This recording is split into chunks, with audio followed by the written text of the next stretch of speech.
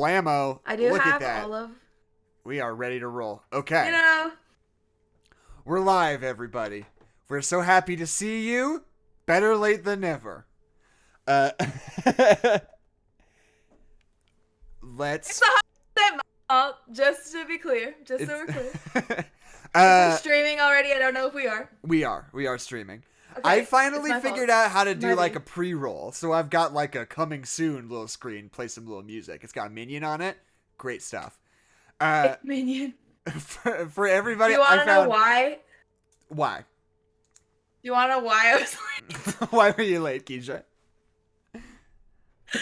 Because at like 3:35 let me start recording. At 3:35 p.m. I was like, you know, it'd be so funny is if I got Ilan me these little tiny champagnes to talk about in the I knew it. And then I was like, I'll have literally just enough time if nothing goes wrong. So I decided I would go through with it, and then I got in line at the store, at the grocery store, behind someone who was training. And then the woman right in front of me was like, I don't know if I have a membership. Here's my phone number. Here's my email. And she like didn't know what to do. And then she was like, okay, well, do you want to sign up for a membership card? Yes, and then please, I'd love to.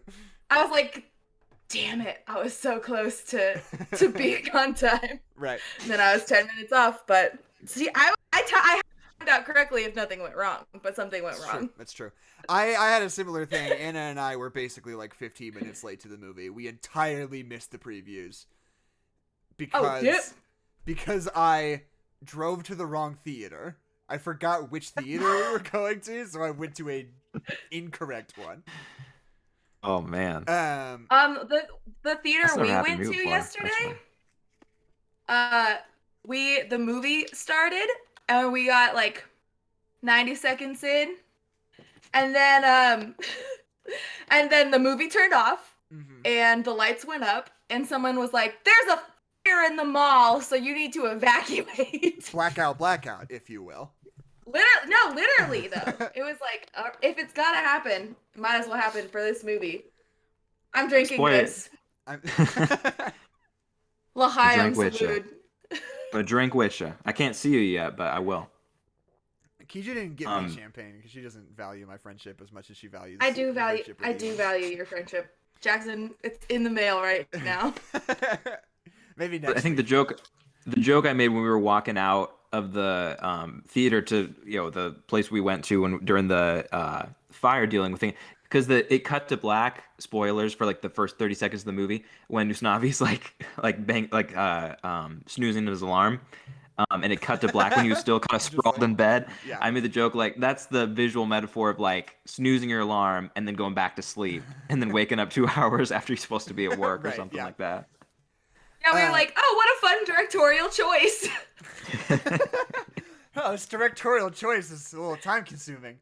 You're like, oh, they turned the lights all the way on. It's part of the show. It's 4D. Ever seen Shrek 4D before? Yeah. So, for those wondering, we are going sans Adeline today because we don't like her anymore. I didn't even know that. You didn't even know that we weren't gonna have Adeline today? I don't think so. I think I blocked it from my memory okay. or something. Because it was her or me. Exactly. Gonna walk from It's the true. episode. We choose Ilan. Ilan has replaced Adeline permanently, as far as you know. So, in case it's not clear, we are discussing In the Heights today. And, I mean, I don't know. Here's what I'll say. All three of us got to see this in theaters, which is great.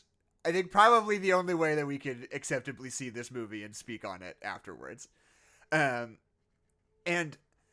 I think, like, I don't know, I'll just say that, like, you guys have a very strong relationship with In the Heights, whereas I do not. I am aware of In the Heights. I know of it. I know, like, kind of generally what it's about. I mean, I've seen the movie now, but, like, going into it, like, I knew of In the Heights, but I had no meaningful, strong feelings about it. What about you? How do you feel about In the Heights?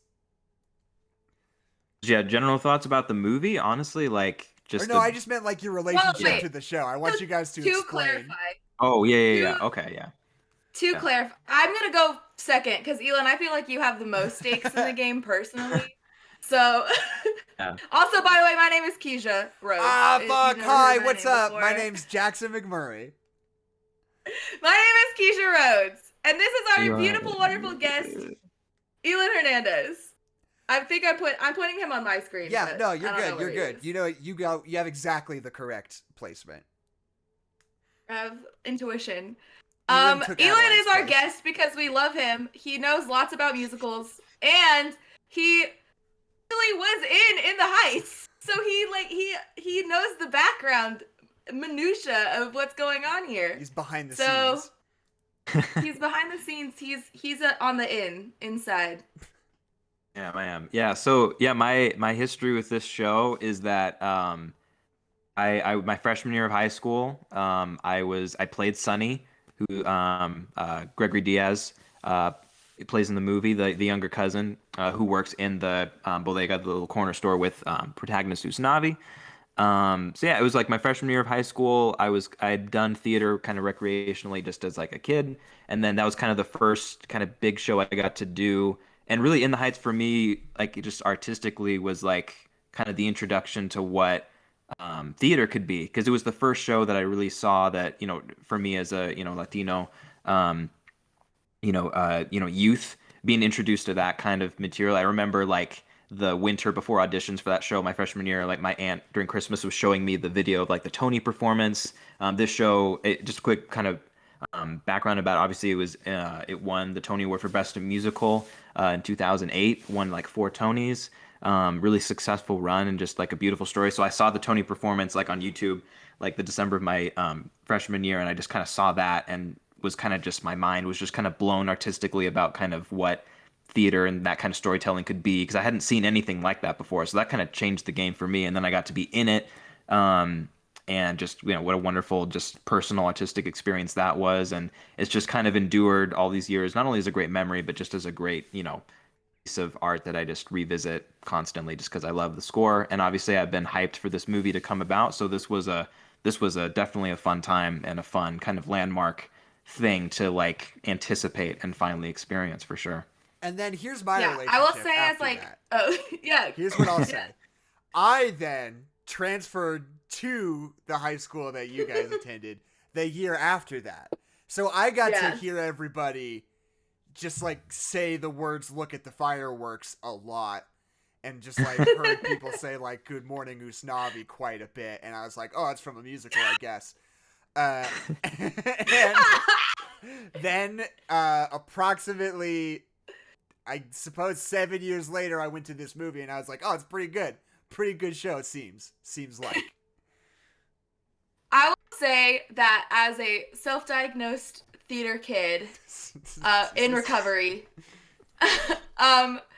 like we've the theater kids, we've known about Lin-Manuel Miranda like way longer than everyone else. Like everyone learned about him in like 2017, which was still like a couple years after Hamilton came out. Right. And I remember my boss would like make fun of me for stuff like Hamilton, and then in 2017 he's like, Hamilton's really good. Did you know that Hamilton's good? I was like, I would play In the Heights or Hamilton in my dorm room, and this one girl walked in one time and she was like, Kezia, I didn't know you listened to rap. That's really cool. I was like, that's so funny. And I rolled with it. But like this musical is like single-handedly responsible for white boy rapping, like white boy theater rapping in like 2014, 2013. Oh, I mean, like there was a lot of this. But it's like, but with also like they're tap dancing at the same time. Right. I mean, I am fascinated by Lin-Manuel Miranda just as a cultural juggernaut, because like what I've noticed is that like literally every single like original musical, like animated musical, like has to have like a rap number in it now. Like you have to do a Lin-Manuel Miranda like rap song in every animated musical from now on. Like, not only just because of this, but because of stuff like Moana, like, it just, like, is part of the Which cultural Lin-Manuel Miranda zeitgeist. wrote. Exactly. And, which is why I bring it up. Like, it is... Well, the music. Yeah. Yeah. I can't think of, like, an individual that I can credit such a weird cultural shift to quite so cleanly as that, you know? Like, I think about... And a lot of it's not only that, it's just also partially because a lot of the people who, like, worked on Hamilton and In the Heights and different things are, like, branching out and doing other things. So it's also partially that. But, like, I think about Over the Moon, which was the Netflix animated musical. I think about the Central Park show on Apple TV, which is pretty good. People aren't talking about it. It's pretty good. But there's got to be, like, a rap song every episode because of Lin-Manuel Miranda, you know? And, like, it's just such a... He is such an absolute...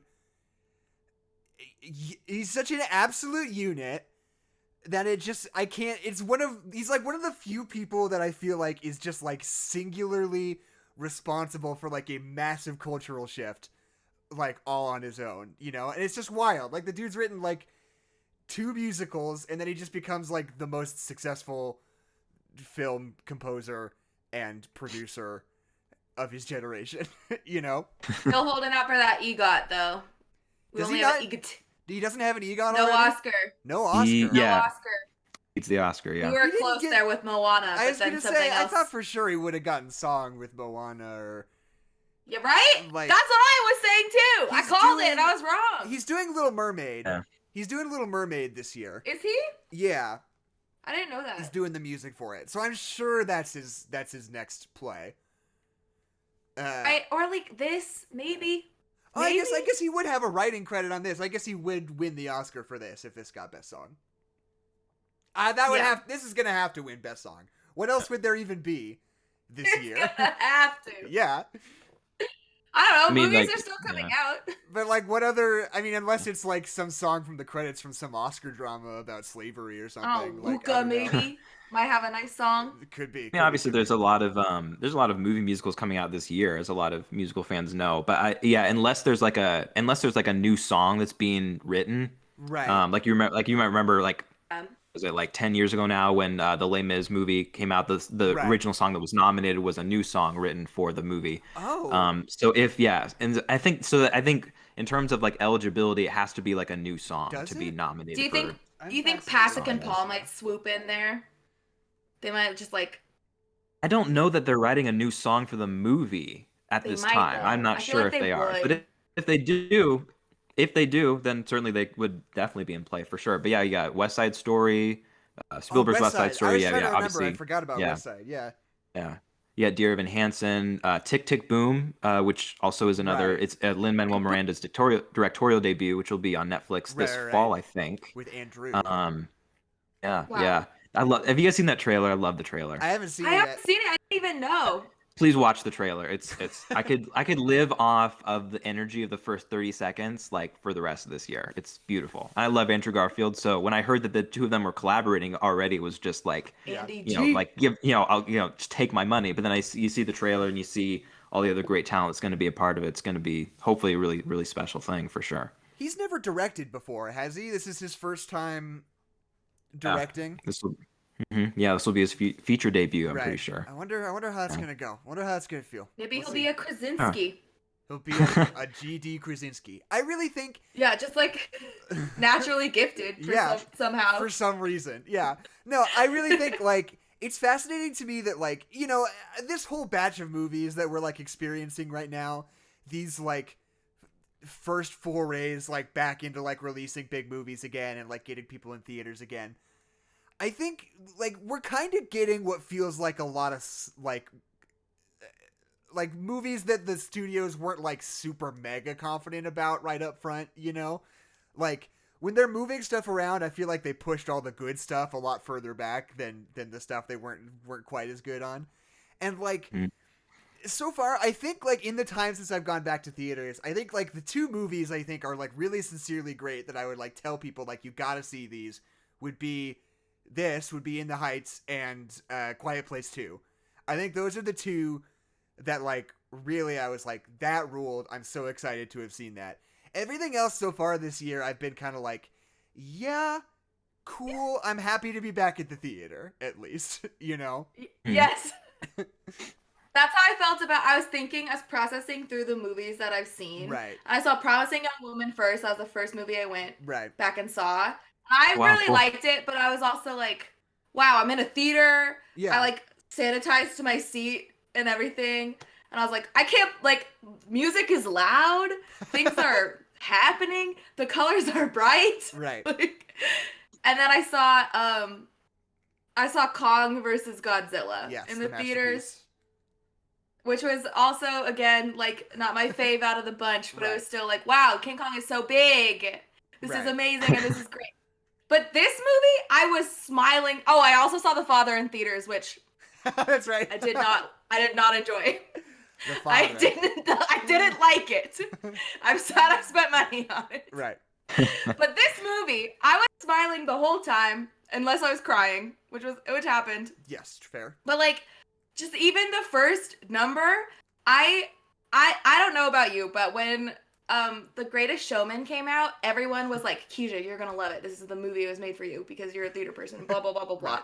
And I was like, maybe. And then every theater person I knew was like, you're gonna hate it. It's terrible. It's so bad. You're and I watched it and I was like, yeah, It's it was alright. good. Yeah. Like, it was pretty good. But like this movie, I feel like my problem with The Greatest Showman is I feel like it didn't quite capture what live theater feels like. Like Right. they did the dances and they sounded good and the music was beautiful and it was filmed in an interesting way, but it still just didn't feel like alive. But this movie for me felt alive like the whole time. Right. And it's so exciting. I'm so excited. I've been waiting for this day for 2 years, 3 years, however many years we've been waiting. Right. It's been a long time.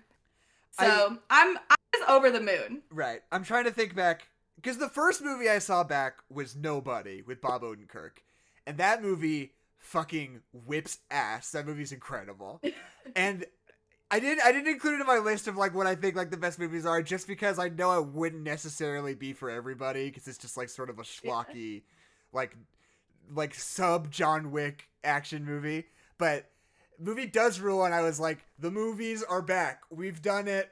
We're here. But like after that, I saw, you know, Godzilla vs. Kong. I saw Raya and the Last Dragon. I saw Conjuring 3. I saw like what else? Cruella. I'm trying to like go back. But like, you know, all these movies where I'm like, that was good, you know, in a way that it's like over that amount of time in a regular year, there probably would have been at least one like really good movie, you know, but we just never quite got there. But yeah, I mean, In the Heights, I think is like truly, I think Warner Brothers was really, really positioning this to be like their big theater play. Like, you know, like obviously they've already had Godzilla, they've already had Conjuring, but I think like this is the movie that they really, really are pushing hard for, in the way that like Disney's going to be pushing hard for Black Widow, or like, you know, Paramount's going to be or Universal's going to be pushing for for 9. Like, it feels like every studio has this movie that they're like, this is our summer movie. We want people to go see quite badly. And I feel like this is that version of that for them. And I hope it plays out, because I think it's good and I think it's exciting. This like big musical resurgence we're seeing right now. And I think it's cool that like they've mostly turned out pretty good so far, you know, besides Cats, debatably. I think that turned out pretty much exactly as good as it ever could have, so that's just my opinion, but You're not wrong. That's not incorrect. right. But you know, this is so much better than Cats. It's so much better than Cats. I saw Cats in theater. I saw Cats on Christmas Day. I saw a cat in theaters 2 times. I went 2 bespoke times. Saw that twice, man? I did. And look at us now. I saw it once just the first time, and I was like, that was great. What a great time. And then the second time I saw it was at a screening on campus. There was like a rowdy, like free student screenings that they would do every week. And one time they were doing Cats, and that shit got wild in a way that was extremely memorable. And it was also, I believe, my last theatrical experience before the pandemic. It was like in like mid-March. Oh. And we were all like cheering and like booing Idris Elba and like Yeah, the cavity. people just, I just remember like people just fucking gasping in shock.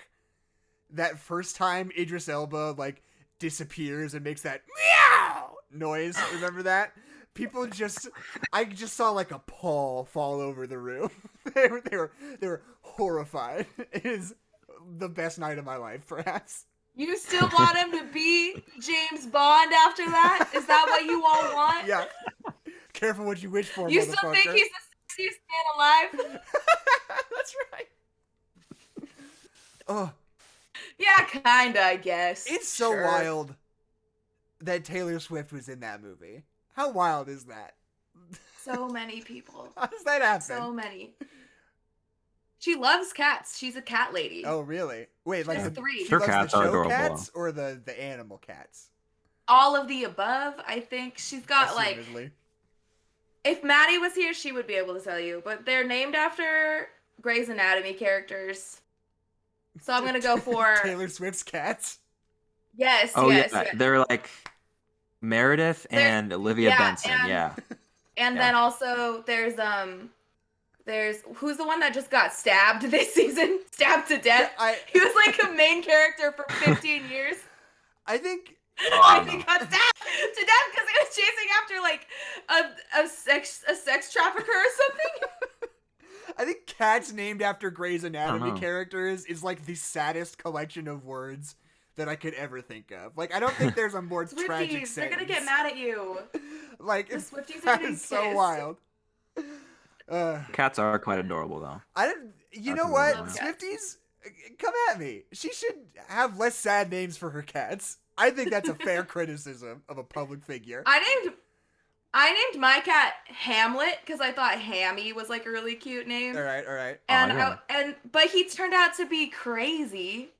So like I can't tell if I was just really appropriate in naming him or if I Right. cursed him. So, yeah, I That think guy- yeah. How are But you he guys? needs help. How are you guys feeling I'd say- about pop culture pet names? When you like meet somebody and they're like, "This is my dog. His name's Kylo Ren" or whatever. Like, what do you think? Like, thumbs up, thumbs down. I mean, you do you, I guess. Like, if it's like, if it doesn't, I don't know, because I feel like to do that, it either has to be like a real good like personality match or like kind of a visual match, I guess. Like, those are the two things that come to mind. But like, if it's not either of those things, then I'll probably be like, probably it's a little bit weird, but you know, you do you, I guess. I don't know. Overall, I'm a I'm thumbs just up. asking you to be judgmental, and you don't have the capacity Yeah. for it. That's okay. I'm gonna name my next pet Lin-Manuel Miranda. Nice. That's a good call. Be like, this is my pet Lin-Manuel Miranda. I knew about him way before you did. I've got this dog Because my high school did in the 2008. Heights. Yeah. I already knew about Hamilton when it was off Broadway.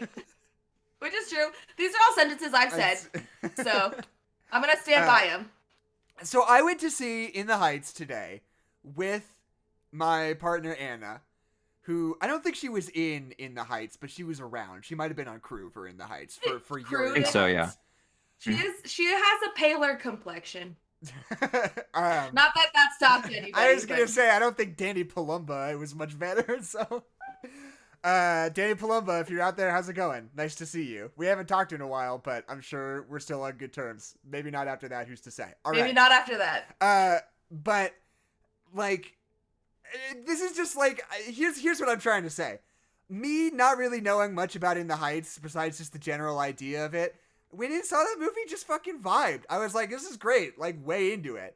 And so like the movie wrapped up, and I like turned to Anna, and I was like, oh, that's great. And she was like literally the first thing she said when she turned to me was, well, I had a lot of problems with it. Just in a way that only somebody who cares that much about the musical a movie is based on would say, you know? So I guess that's what I want to like ask you guys. Like, as an adaptation, like, what's the vibe? Because I was like, that's great, and I can't speak to it. I'd like your perspective. I'll go. Yeah, Because go I for loved it. I saw the differences, but I think that it is an adaptation. And I went and listened to all of the songs that got cut from the movie version. Right. And a lot of them, like the thing is that it's a different medium. Like a movie and a musical are completely different, and I would so much rather they be, and I think they were really intentional about the songs that they kept in and forming it. Oh my gosh, I haven't had alcohol in a while. That's really affected me. But Wait, you they just were I'm cracking mine open right now. I'm joining How do you get this gold I shit love off? cool champagne. It's How do you silver. actually I get can this only gold? get prosecco. I'm a It's all fake good. and a phony. I didn't think you'd want a whole bottle, but okay. Anyway, I I think that this movie did a really good job of taking the musical as it was and taking the themes of home and like what dreams are and translating them to the screen, but then also like this was written and performed during like the end of the Bush administration. Like, Right, yeah. that's what I've been thinking about is it's so fascinating taking something from like end of Bush, beginning of Obama era, like politics and like understanding of like what it means to like be the child of an immigrant family and then translating it into what was supposed to be like 2020 Trump administration Right, yeah. stuff, which is now, it's not like it's any different. We saw Kamala Harris talking about immigrants, but we don't need to talk Right. about that. But I think that it captured the magic of what live theater is. I think that it adapted things well. I didn't really miss the songs. Like my favorite song from In the Heights got cut, and I still think that like this is a really good translation from everything. But also, I don't have as many personal ties. I do feel like as the child of like an immigrated family and like hearing phrases like faces that are the same as mine and seeing like these pan-cultural like potlucks happen with like ropa vieja and tamales and a bunch of different like cuisines from different countries. Like I relate to that as just like a non-white person in America. Right. So I loved it. I thought it was really, there were some things that like just as a movie, I was like, I wish that we talked about Benny a little more at the end, but I know what happens to him, so it's fine. Right, yeah. From what I understand, one of the biggest things that got cut was like a subplot where Jimmy Smits was racist and they try to like help him not be racist. We need that. To which I say, like, I don't think I want that. I don't think I wanted to see that in this movie. Like, I'm totally good without that being in there. I really think, like, you guys can correct me if I'm wrong. To hear Anna tell it, like, the things that they changed were, like, the whole lottery subplot got, like, sort of switched around because they in the musical, that what's-her-name won the lottery, like, from the fireworks sequence. And he has the money Before the whole that. rest. Before Right. it. Yeah. And that sort of contributes to like the tension of the fireworks song because there's like literally like a duffel bag of money they're trying to protect in all the chaos. Ooh, Snappy, please promise me you'll guard this with your life. Abuela, I've never seen this much money in my life. You know what we're talking about. And I think I have come up with a thesis on like exactly what they did. And I'm just gonna like say this as a white person, I'll get your perspective. But I think that they're being really intentional about like getting rid of the things that you're like really tired of seeing in like POC led movies. They're like racism subplot, no thanks, don't need it. Plot where like money just solves all the problems and like physically protecting money is a big issue, don't need it. Any subplot that involves like crime or like being worried about crime or worried about your safety in an urban area, just get it out of there. Like that felt like the biggest intentionality to me, is just like eliminating, I don't want to say like stereotypes, but like the things that we've like things seen that so could often. be like taken that direction in like a negative way. Right. Yeah.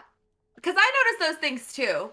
Like the whole the Benny's character in the musical is like he's the one non-Latino person or like a non-Latino person in the community. Right. And he doesn't speak Spanish, and so like his whole thing is he's getting to know Nina and he's learning to speak Spanish and he's learning how to navigate with like her dad with Kevin. Is his name Kevin? Jimmy Am I wrong? Smits, as I would know him. Yeah. Yeah, Kevin, yeah. But I think it's better to be in this movie that like he is kind and loving to his employees. Right, And yeah. like he respects him as a worker. I think that's really awesome. And like we don't need it's already like 2 hours and 23 minutes long. It's a pretty long like we movie, don't yeah. need to add in he doesn't speak Spanish and he doesn't fit in and he needs to because we still get a good like character arc with Benny, but Right. it's just different. I think I don't mind it being different, but I haven't been like super tied down to In the Heights my whole life. So, what do you think, Ilan? I think Jackson, you bring up a good point, and I've still been kind of processing this since yesterday and rewatching parts of the movie today. But I would have to agree with you because I've been trying to think kind of like cumulatively, thinking of all the changes, all the sort of like philosophical changes per se in terms of like how Right. some like character arcs are sort of adjusted, updated. And I would agree with you because I think that this movie, you know, from one of the earliest things that I heard just about like concept and vision, like I think it was Miranda talking about John Chu's kind of vision and wanting to really use the entire cinematic scope to just make the dreams of really just, you know, the dignity and the dreams of just everyday working people in a Latino community large as life on screen. I think that when you look at this version of the story, I think that all of those elements are kind of front and center, and so we don't really like. It seems like this adaptation really wanted to first and foremost kind of double down on that, the capacity to double down on portraying that, and not so much Right. focusing on the. I don't want to say minutia because there's a version of the story, there's a version of this film where having that plot of the I guess yeah, you could say kind of the racism plot. More in the musical, it's more of a thing where like, I think that because culturally, there's obviously differences between the Black community and the Latino community, and there's just kind of cultural differences and maybe other differences as well. Some of which you could probably say are racial, racially prejudiced, but there is some of that in the musical, and there's also there's that, but there's also the aspect as well where in the stage version when the blackout happens and the fireworks happen, the local businesses, but mostly like the corner store that Usnavi's store like gets looted, and like windows are broken. So that's a big kind of plot point because then like that all happens, the store's all busted up, and they're like cleaning glass the next morning, whatever. And that's kind of used as a plot device for like an obstacle and Right. whatnot. And so I guess maybe like with the movie. Which is not to say that those things didn't work on stage, but Right. in terms of like bringing that to the screen, and maybe not knowing of or having a different goal, Right. and maybe not Or having just, enough like, time. Like 14, 15 years of societal differences, like things you want Yeah. to do might be different now than they were then. Yeah, because there's a version of that movie where delving into those aspects with with the right amount of time and depth would work. But I think in terms looking at the way this movie chose to kind of go about adapting itself to the screen, I don't think it had the capacity to do all of those things. Certainly not enough time. And so I think just looking at the way they spent the time to tell this story, I think that it would have been doing a disservice, kind of like some of you guys were alluding to just kind of sprinkle those things in there without giving it the amount of depth that it deserved. Right. Because otherwise, It- it would potentially have the risk of perpetuating stereotypes and whatnot. So I do kind of And agree in also- that way.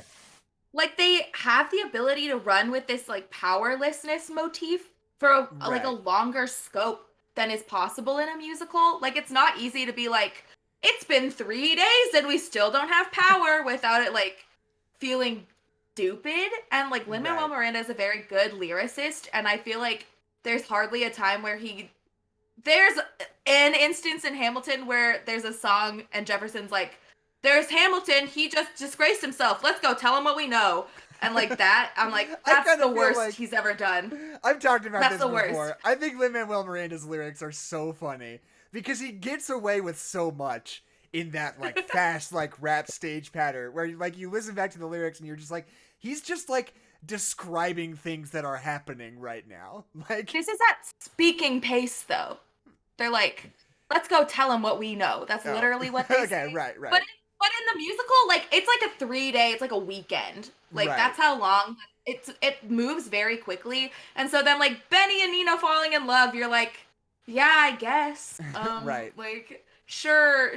Yeah, like, Usnavi got $96,000 yesterday and he's hopping a plane tomorrow, Right, I guess. yeah. Like, it's a musical. But in this movie, like, they can say, no, this is the whole summer. Like, we haven't had power for a whole week, and that is affecting us, Right. which, like, translates to, like, we are facing this unstoppable force of, like, the DACA Act being revoked, and, like, we can't go out and get driver's licenses or go to college or whatever. Like, and there is powerlessness in that we don't know how to resolve. Like, we can't resolve it from our level of life. Which I think I'm happy that could be used in the movie in like a much like broader sense, you know? Right. And I do think that this movie does the thing that drives me kind of crazy in movies sometimes, where you have a time jump and it does not appear that basically anything has happened during the time jump, and then you jump ahead and it seems like everybody's thinking and feeling pretty much the exact same thing that they were before the time jump, you know?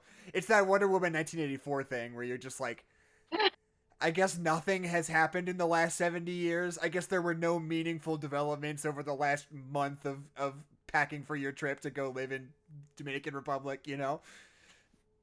Just like, yeah, that's true. Which is, you know, good and bad. Because I think what you're saying is true. I think that, like, the scope of it being different is meaningful, but I also think just the execution of that, like... They could have 2 weeks later. Or, like, you know, give somebody a mustache or some reading glasses or something, at least, you know? Like, everybody looks exactly the same. I loved that they had Nina start out with her straight hair. Right. And then she had her natural hair. That was, these numbers, the musical numbers are so good, you guys. They're really good. That's the thing. I'm going to be upset if you didn't like them. No, of course. I think, like, the whole thing about this movie is just, like, how fucking good it feels to have loud-ass music and a bunch of people dancing on a big screen. It rules. Like, and, you know, like all these things we're talking about, all these, like, narrative ideals and, like, what it's really saying and, like, the heart of the narrative, all these things are, like, fully and completely secondary to, like, how sick that shot is, like, right near the beginning during Good Morning Usnavi, where he's, like, looking out the window and the camera's zooming in on him and you just see all the people dancing reflected in the window and you never cut straight to them. It kicks ass. It's so good. And, like, just every time you get all these people... hard? Yeah, they're going so hard. And just, like, people dancing is cool. Like, that's something that, like, people don't get right now. It's, like, people just dancing and, like, the music being loud rules. Yeah. Dude, I just want to say, because that image is in the trailer, the very first trailer dropped. Right. When I saw that and just seeing it in the movie, that's just, I think that might be my favorite shot of the movie. It's up there. But, like, the words that came in my mind was, like, I don't know if this is just over the top and it's just, you know, maybe emotionally biased, but, like, that right there, like, for me, I've never seen that before. So for me, like, seeing that inventiveness, creativity was, like, just a miracle of musical theater imagery, right, like, on screen. Like, just because in the trailer too, the initial trailer, there's a lot of shots like that where it's like, where it's about kind of, you know, visual motifs of, like, reflection and stuff like that. Mm-hmm. And I love the way that they use that kind of throughout the movie in different ways. And so that's just an example of, like, really cool ideas to just, yeah, show the scope and the, because this is also kind of, you know, this is musical, this story is equal parts, you know, cool kind of urban grounded story with musical fantasy and whatnot. And so that's an example of the great kind of mixing of the two and whatnot. Good, like, framing device where it's a father telling his daughter and her friends, like, why this is his home, like, overall. Right. It's so, and so, like, these fantastical elements, like, we know from the very beginning when Usnavi is like he's doing his rap and he's walking down the street and like there's music and beats that are following him and then he turns right to the camera and he's like, "Hey, yeah, good morning." Like you Right. can tell that this is going to be fantastical and then they go as far as they can to make it fantastical. Like I'm so sick of these realistic musical bullshit. Like, oh, dude, we're singing live. It's the Les Yeah. Mis and Russell Crowe blew his voice out 6 months ago, but we're still going hard. And look at how realistic everything is. Like, no, that's not what musical theater is at all. It's never realistic. I think it This shows is a lot of. awesome. I think every musical that comes out that doesn't do the Les Mis thing right now is showing like incredible restraint. That just feels like the kind of thing that people want them to do. And I think that, like, I don't know. Do we know if West Side Story is going to do that? It feels like the kind of thing that might. How do you mean? Do you mean like the singing on live on set thing? Yeah, the live on set singing. I don't necessarily think that's cause I feel like that was a strength for that movie for Les Mis for me. Right. Because that had never been done before, and I think for that particular piece, I think that worked. I don't know how many. I know that the last 5 years, film adaptation also did that, Right. which And also La kind La of made Land. sense for that. Did Like, they do that? I don't know. Yeah, La for La Land this was musical, live. for this musical, some of it is live. Like just like all of Champagne was live. Oh, was it Okay, really? cool. Sorry to podcast listeners, but I held up my bottle of champagne just to be as a visual component. But like, I think the problem with Les Mis is that the way that they did we'll have the composer follow the actor. Like Sideways, the YouTube channel has done like a whole video on this. I think I've it seen this just one, yeah. I've seen yeah, this too. I Yeah. really highly recommend Sideways, but I think that still just like I like it when musicals are fun and big and bombastic. Right. And it's good to have big bombastic things with really talented Broadway actors who know what they're doing and you can tell that John M. Chu like A loves musical theater, B has like a very fantastical brain and like is excited about things. Right. And then also like this is just such a huge love letter to like people who are of immigrant families. Like it's you can feel it through like unspoken things. I was reading a review yesterday and they said, I don't remember who wrote it. I'm so sorry. I'll credit them if it comes to me. But they were saying like this movie might not relate to everyone, but it will definitely resonate with everyone. Right. And I feel like that is real true. I'm glad to hear you guys talk like this because something I've sort of become self-aware about in the last week or so is that I'm becoming worse and worse at not getting angry about stupid things I see online. And just as I was looking for like the negative reviews for the bit at the end of the show, I saw so many people being like, literally only white people like this. Like, this is such white people shit. And like, no, look at the reviews. All the good reviews, none of them are from people who aren't white. To which I was like, I get all defensive and I'm like, that's so stupid. Like, how could you? And it's just like, I don't know. It's just a good reminder. It's like, people online are fucking stupid and don't reflect any reality. And I just need to like reel myself back in. I just noticed that recently. I've been getting so much more angry about dumb things I see online lately. And I need to like be more self-aware and just reel it back. That's just my own stuff I've been going through. Do you think those are kind of coming from a perspective of like, oh, like all these white people are like kind of disingenuous or like overly praising it so they seem anti-racist or whatever. Right, yeah. You know. Which that's just, that's whatever. And like I think that this movie is like, I don't know. I think that I'm sorry, I'm totally losing my train of thought. I had something. One moment. I have something to say. Okay, like, go. When I was watching this, like the whole idea of little dignities and like preserving your humanity, especially in a place where like my grandmother worked her whole life in like laundromats and like also working for like the family restaurant they opened and like was living in this society where like it's only white Canadians and Right. like people are like she doesn't speak the language. Like my mom didn't learn English until she went to school. So like all of these things are real things that like I'm obviously not Latino, or Latina, but like these are things that like my like non-white experiences, I'm seeing them on the screen. Right. And like it's for like even like the idea of like maybe I should have never come here. Like I should have just stayed. Like I should have stayed in my own country. Like I Right. talked about that with my grandpa when like as he was dying. Like that was his dying one of his dying thoughts was like Right.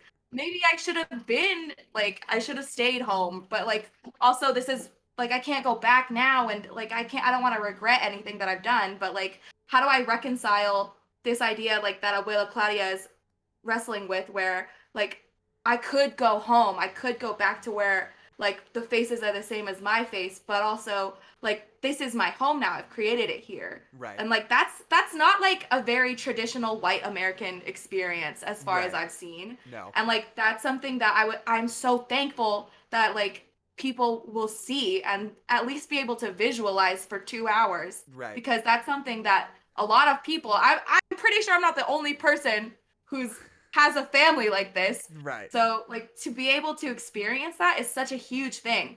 And I think So- that like a lot of what this movie is sort of postulating in that sense, because a lot of it's sort of about the tension, right, between like being an immigrant in America and being like, you know, like this is a community here for me that's exciting and valuable, but you know it might be that much more like back where I came from. You know, it's like the tension between wanting to be in America and like the community you find for yourself there versus back wherever it is that you would have came from. And like it's sort of like about like the I guess I don't know if it's super cringy to use the word cultural melting pot anymore, but like just like asking like if that's worth it or valuable, you know, like to people, like just asking like, do I actually want this even? And I think the movie like gets at a point where it's like, yeah, we do very much. And I just think it's interesting. It's about like, it's not found family. It's like found culture in a way. Does that make sense? Yeah. Like Yeah, Yeah, go ahead, Ilan. I think that actually relates really well to Nina's arc in this movie. Right. In terms of kind of, I think it's obviously like her central struggle, at least in this version of her kind of arc in the story, is kind of reasserting, kind of like, yeah, like Abuela Claudia kind of introduces in their first scene together, which is the, you know, being able to sort of like centralize kind of your own dignity and sense of self, sense of which, you know, culture, all of that is a part of it. And I think that her journey through that ends up culminating in the comfort to make the decision to go back to Stanford at the end of the movie because she kind of has a stronger sense of that now.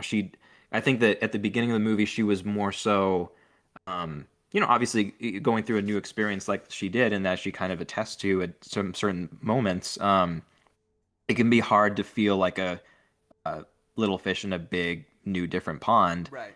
And so then, and when you're kind of, and you know, sometimes your environment obviously kind of helps you to kind of feel secure in yourself and kind of who you are and what you do. And then when you're in a totally new place, you just kind of get kind of thrown off, and sometimes it can be hard to kind of keep everything together, sort of.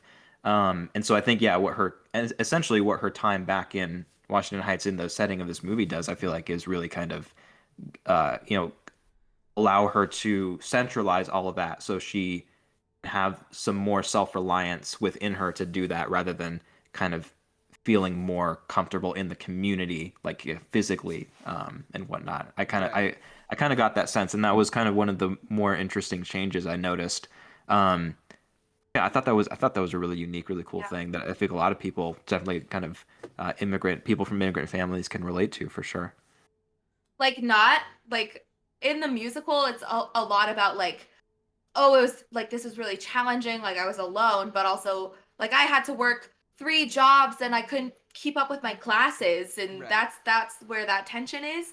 Whereas in this, like they don't ever say like, oh, Nina was failing and she couldn't because she had money problems. Like the tension is that she feels like her father's sacrifice for herself, like for her future, is like too much. Right. Like she's not worth it, and I like that's definitely something that's real. Mm-hmm. And then her arc to finalize or carry out with like this isn't a sacrifice if I can pour myself back into my own community. Like, Right. that's so cool.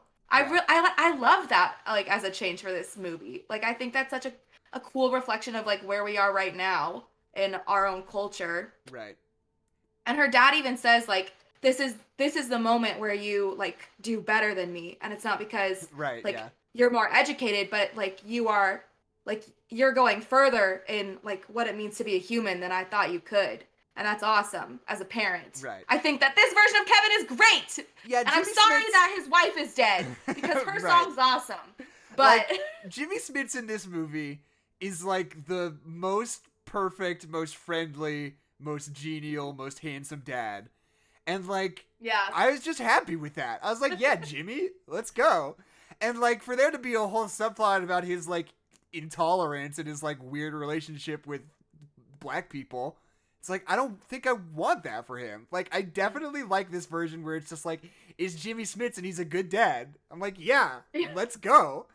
Yeah. Oh, but one of the things here, like, structurally, and this is like more about like the source material than it is about this particular adaptation, but like, my number one thing about this movie that I wish was a little bit different is like, so much of what's great about this movie is how like joyful it is a lot of the time, you know?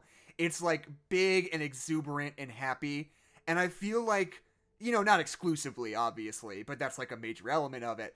And both of the like female leads of this movie are such huge downers. It feels like every time there's like some big number and they're all like singing and rapping and like passing to each other, they'll like throw it to one of the female leads and they're like, I don't know what to do. And you're like, no. Go back. No. Like, it just like stops everything dead in its tracks every time. What, Keisha? Do you have something to say? It won't be long now. Like, that's such a fun song. I guess. That's so and good. It's not like exclusive. Like, it's not like 100% of the time, but I just felt that every time. It was like, I wish like the two like female leads in this movie got to be less sad. I don't know. I want, like, they, you know, what's her name? Vanessa, like, dances in the club, and that's fun, but like, she doesn't like rap ever. She doesn't have like a fun song she gets to sing where she's like having a good time with everybody, you know? And she's kind of a downer during Carnival. Yeah. Yeah, she does sing about being powerless in that song. Yeah. Sunny, they're having a bad time. Yeah, Why I would they know. celebrate at a time like this? So's everybody. The matriarch died, and she can't get an apartment downtown, and Right. Sunny's undocumented. It's terrible. Right. Things are bad. But Sonny sings. Sonny has that whole thing in the pool. Nuh-uh. He goes, "We are powerless. We are powerless." But earlier in the movie, during 96,000, he No, has a he whole sings rap about- verse, and all the girls are like, Ilan "Ooh." did rap. He's talking about like injustice and stuff. It's not fun rapping. It's sad rapping. Yeah. In the No, pool? What? No, it's not. He's like, what about immigration? What about da-da-da-da-da? Yeah, he's a great, like, the character, like, is a great that particular rap is great because it's like, it's so high energy. It's like one of the most complicated like raps like to nail in the material. But yeah, that's the substance of it for sure is like, what is it? Let me see if I can do it. Boy, let me get a second. It's been It's like like- almost Sunny, a decade. Ilan, at this is point, Sunny here with us right now? Let me give it a try. Yo, in Carly 96,000, I'd finally fix housing, give the body your computers with wireless web browsing. Your kids are living without a good education. Change the station, teach them about gentrification. The rent is escalating, the rich are penetrating. We pay our corporations when we should be demonstrating. What about immigration? Politicians be hating.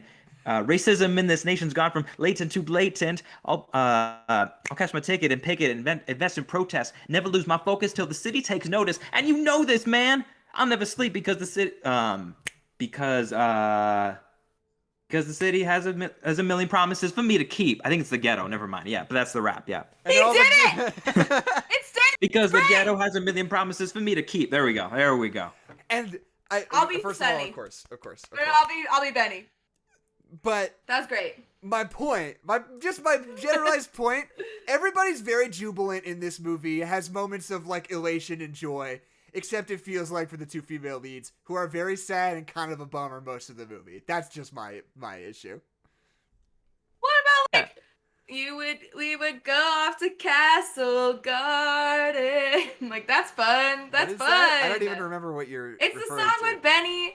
So Benny, she's like, you know, it was actually really terrible at school, and I thought that I was a big fish, but I'm a little tiny fish at the top of a subway map. Oh, where they're on and the then Benny's building? like, everything's fun, and like. Oh yeah, no, when they're in the park. Let's go through our. Right. Yeah, when they're in the park, they're like, let's go around our old stomping grounds. Right. Bay. Well, I think they people give. People don't say bay. I feel like they kind of get like I get what you mean. Like it'd be great for them to have like each of them to kind of have a high energy song, but I do think that they kind of provide the balance sort of to the movie. Right. It's not that they don't have maybe they don't have a ton of musical moments, but they still have like just moments in the movie where they're where they're things are at least a little bit more jovial. But yeah, I think that they really kind of balance things out because obviously Nina, as we kind of talked about, her arc is a really kind of big kind of major philosophical one, at least for the movie, at least is kind of the vehicle through which the movie's working through for that. Vanessa's kind of interesting though, because like her arc isn't changed dramatically for the movie, although in the musical they don't necessarily have the amount of detail about her aspirations to be like a designer per se. I love that like she has like she's not just like I gotta get out of here. I'm like to reference It's a Wonderful Life, like I'm gonna shake the dust off this crummy little town. I'm gonna do something important. And then like there's no like what's the important thing? Like she's like I want to be a designer and I can't like I'm never gonna get off the ground here. I really want to be in the fashion industry and that's great. That's great. It's really good. It's great. It's great. Really Yeah. like this movie. I just want to say like. Look at the Fireworks is such a fucking great song. That song rules. Yeah, right. Blackout. It's not called Blackout. It's not called Look at the Fireworks. That's just what I like about it. I like the names that you're giving these songs. Yeah, like you called In the Heights. Like you said, In the Heights is like Usnavi opens the store. I said, Good morning, Usnavi. Good morning, Usnavi. I thought that's what it was called. I don't know. Good Look morning. at the fireworks. It's called In the Heights. Okay. It's the titular song. They don't say In the Heights in it. That's not how you name songs. In Washington Heights, bam, and then In the Heights title card. In the Heights, I said it's the lights to start my day. He says Good Listen. morning, Usnavi first. That's how songs work. So I hate to break it to No, you they guys. say lights up in Washington Heights up first. Among the three of us, who's a professional musician? I think it's just me. So I think I know what I'm talking Ilan about. was in this musical. Ilan was of the three of us. Who's the professional paid bowler? Did though? you get? Me. Word? Remember when we went bowling that one time? I don't think you guys were there. When we were bowling and it was like the black light night, and so they had like these special pins where if you hit a strike and there was like a bright pin at the front, then you won $1. Right. I won $2 that night. I had the game of my life at that bowling night, so I remember I won several dollars. Yeah, Ilan and I both paid bowlers, bitch. I'm the only you're right. Okay. I'm the only non-professional bowler in the room. I can see the floor. Professional paid bowler. Paid to bowl. I just want to say super quick, I'll just derail us for a second. Love and see in the chat. Taj is in the chat. Taj doesn't show up very often. It's nice to see you. Foodman or Dylan killing it. And Kate already left, but just happy to see the chat. Happy to see the chat. Popping off. I'm acknowledging you. What's up, sailors? I also, okay. So this is my last like real criticism of the movie. This is the only thing I had that like kind of bugged me. And it sort of crystallized when Anna told me what it was like immediately. Because the song that, what's the woman who dies name? Abuela Claudia. Okay, yeah. So the song that Abuela sings, like, about her life and everything, like, it is very, very weird to put that after Blackout when she's, like, about to die. When it's, like, you sing that song and you see her whole life, and then literally, like, right then she, like, dies. It weirdly feels like her, like, synapses firing as she dies, like, hallucination, like, at death's door, in a way that just feels weird. Like, it feels like a weird way to pace that. And I'm told that in the musical, that came before Blackout, And then like blackout happens, it's like this big thing, and then at the end of it, she dies, which just feels a lot better to me. Yeah. Musical 96,000 happens, and then pretty much directly after that is Paciencia y Fe. And like in the song, she's like, so what am I supposed to do now that I have this winning lotto ticket in my pocket? To do it as I choose. Different musical. Right. Sorry. But then, yeah, I do agree. It feels like an odd place. I think that it would have worked just as well to like because they changed a lot of the lyrics to just have her like contemplating leaving because she already talked with Usnavi about leaving. So like just put it in there. Yeah. And then like I feel like John M. Chu like respects his audiences pretty well, so that he wouldn't be like as she's walking to the door, like he wouldn't do like weird flashbacks of like whatever to the song. You just like would understand that like she feels at peace and like good about not having to go back home. Yeah. But yeah, that is it's an odd placement. But she dies even later than after the blackout because she sings a song in Act 2 where she's like, a third of it's for me and a third of it's for you and a third of it's for Sunny and then we're gonna go live it up drinking margs in the Caribbean. And then she dies. So she dies like, oh, that's so weird. Like she should die after the blackout, right? Right, yeah, that seems way better to me. That seems much more dramatic, yeah. So where she dies is better in this movie. Yeah. But the placement of the song about her past, not as good. Giving the backstory exposition song, like literally as like she's the dying. instant before they just like kill her, like right then feels so weird. Like I don't even know how to process that really. Yeah, and she gives breadcrumbs certainly before that, but yeah, I guess it could see. I mean, for me, I have some similar issues with it in terms of like, kind of like almost them not. It's a weird moment to process for sure because on the one hand, it could kind of work as like a life flashing before your eyes type of thing, right? Yeah. Or at least kind of thinking about your life when you know you're coming to the end. Yeah. Also, yeah, and I don't know about you, Jackson. I think for me, it sounds like maybe we kind of had similar levels of kind of processing it because for someone who's kind of almost in some cases burdened with like the knowledge of like the original story and like keeping track of the changes. And you're like, okay, they're placing the song here, so what does this mean? How's this moment gonna go from here? It's definitely it's an interesting change for sure. But I feel like in this case it does end up working, even if it is probably a little bit of a head scratcher to some, I would say. Yeah. Safe, but it's not like it's like this doesn't work at all. Right. That doesn't make sense. Could she die right now? Yeah. I think they took a lot of really interesting risks though, because you think about it and you think about like just how well like the stage version works. Like you introduce kind of the whole in very similar fashion opening number. It gives you a sense of the world and the community and stuff. Yeah. Yeah, he's not. He doesn't say he's talking about himself in the third person though. That's the thing. Good morning. Yeah, hey y'all, good morning. But like, but anyway, yeah. Talking to the audience. You're getting a sense of all the different characters, and you have 96,000, and it's like it is that motif of like everybody like projecting their dreams and stuff, which is really what the whole movie embraces. And then there's this fun mystery: who won the lotto ticket? Like whose life in the community is going to be changed forever? Like we sold a winner, so somebody around here like is about to have their lives changed. And then then you have the number is the same number, Paciencia y Fe, where she has that dramatic reveal at the end, and then intermission at the end of the blackout, like Usnavi like finds Abuela, and she has all the money, and it's all crazy and that. And then you have the whole thing where it just develops and develops.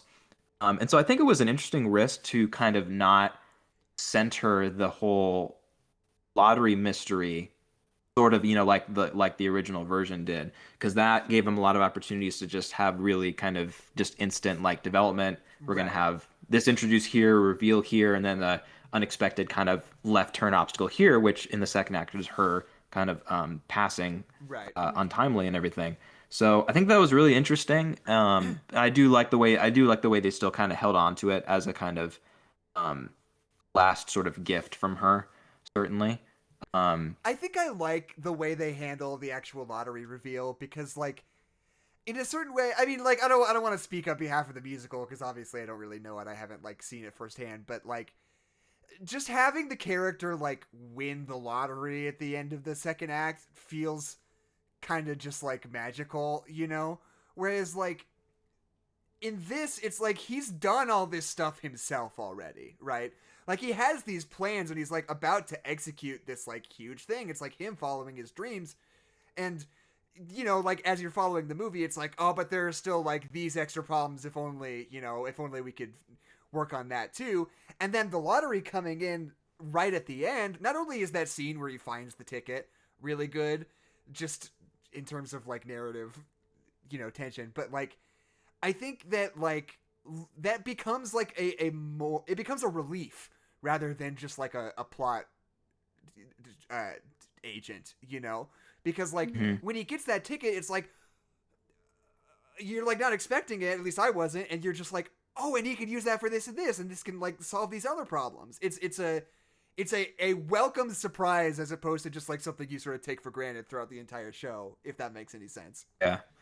Yeah, because like Keisha was saying earlier, obviously in the musical, like he wins the lottery, and then during Carnaval de Barrio, like the whole kind of outdoor kind of courtyard thing, he kind of reveals like, "Yo, I won the lottery. We're super rich. I booked a flight for tomorrow. Like it's already like the money's already at work, kind of Right. solving his current issues to fulfill his dream." I Right. think it's interesting too that like you see this definitely with Usnavi and Nessa. Obviously, have that scene. I just want to say this too. I love the fact that Usnavi is really kind of in his dream. He's really kind of challenged on it because you have the whole thing, the thing he says the whole movie, which is best days of my life and all that. And that is that one scene he's fixing the fridge with Sonny, and he is like, "Dude, like you were 8, you know, like," Right, and yeah. even like Abuela in another scene is like, "Do you really think it's going to be different there?" You know, like so there's kind of there is a little bit of interesting kind of introspection in that, like, is his dream maybe a little bit naive or maybe a little bit biased?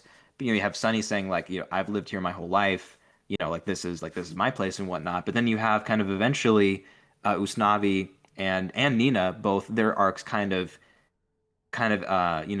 um, manifesting in not only kind of working towards their own dreams, but working for other people's dreams in terms of that kind of purpose. Obviously, you have Nina. Kind of her purpose, really, in the end, is kind of both of their purposes, in a sense, kind of stem from Sunny a little bit, in that like she kind of realizes from having personally in her life somebody who she can relate to or kind of see the struggle of not being able to do what she's able to do, in a sense, kind of having that privilege of being a citizen and wanting to kind of work for other people who she knows. And even Usnavi, like again, like in the musical, obviously money's going to work on his dreams, but in this, I love the fact that he's just kind of he automatically thinks like, I'm gonna use this money to pay for legal fees for Sonny, Right. whatnot. I think that was a really Which cool update for sure. Yeah, and like, cause in this we see like Usnavi's like father, like his family, they were like that my dream is for my like child to be raised in America and like have these opportunities in America. Whereas like Usnavi's like, I think my dream is to go back home and fix my father's like bar and live there because I think that's my dream. And early in the movie like superimposes this dream of like going back home and going back where we belong onto Sunny, and to like see him flip when he has the opportunity like monetarily to support Sunny's dream, which is to like live in America and thrive in America, is like it's so good. I really like this movie, you guys. I don't know Yeah. what else to say. Yeah, it's good. I'm a really big fan.